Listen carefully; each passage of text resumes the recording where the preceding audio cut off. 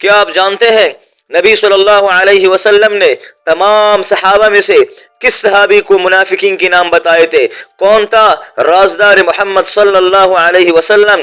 دوستو وہ تھے حضرت حذیفہ بن الیمان رضی اللہ تعالی عنہ۔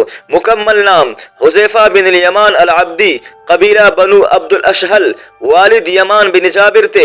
اسلام قبول کرنے والے ابتدائی افراد میں سے تھے۔ حضرت حذیفہ مدینہ کے انصار میں سے تھے مگر مہاجرین کی بھی محبت کرتے تھے۔ خصوصیات: نبی صلی اللہ علیہ وسلم کی رازدار تھے۔ انہی منافقین کے نام بتائے گئے۔ غزوہ خندق میں نبی صلی اللہ علیہ وسلم نے خیمے سے دشمن کے حالات معلوم کرنے بھیجا۔ نہایت ذہین، بردبار، خاموش طبیعت والے، دلوں کے حال پر گہری نظر رکھتے تھے۔ جب غزوہ خندق کے دوران سردی شدید تھی، نبی صلی اللہ علیہ وسلم نے فرمایا کاش کوئی شخص ہمیں دشمن کی خبر لا دے۔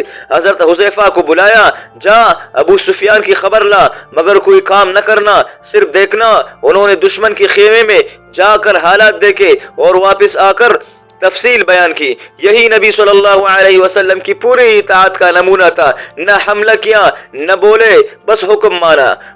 منافقین کی نام: نبی صلی اللہ علیہ وسلم نے صرف حضرت حذیفہ رضی اللہ تعالی عنہ کو منافقین کے نام بتائے تھے۔ حضرت عمر جیسے جلیل القدر صحابی ان سے پوچھا کرتے تھے کیا میرا نام ان میں سے تو نہیں ہے؟ یہ ان کی تقوی اور اعتماد کی علامت تھا۔ خلافت کے دور میں حضرت عمر کی دور میں مدائن کے گورنر مقرر ہوئے۔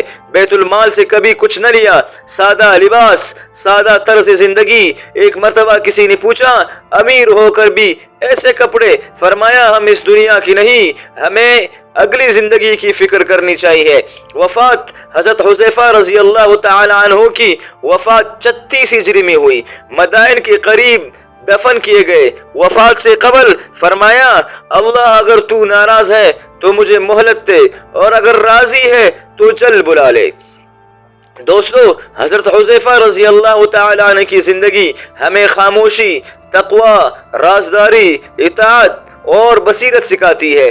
آج کے دور میں ہر چیز ظاہر کرنے کا زمانہ ہے، لیکن اللہ کے ولی وہی ہے جو دل میں اللہ کو رکھتے ہیں، زبان پر نہیں دکھاتے۔ اگر آپ کو حضرت حذیفہ رضی اللہ تعالی عنہ کی زندگی کا یہ سبق پسند آیا ہو تو اس پیغام کو آگے پھیلائے، ویڈیو کو لائک کرے، شیئر کرے اور چینل کو سبسکرائب کرنا نہ بھولے۔ اللہم صلی علی محمد وعلی آل محمد کما صلیت علی ابراہیم وعلی آل ابراہیم انک حمید مجید۔ جزاک اللہ خیرا۔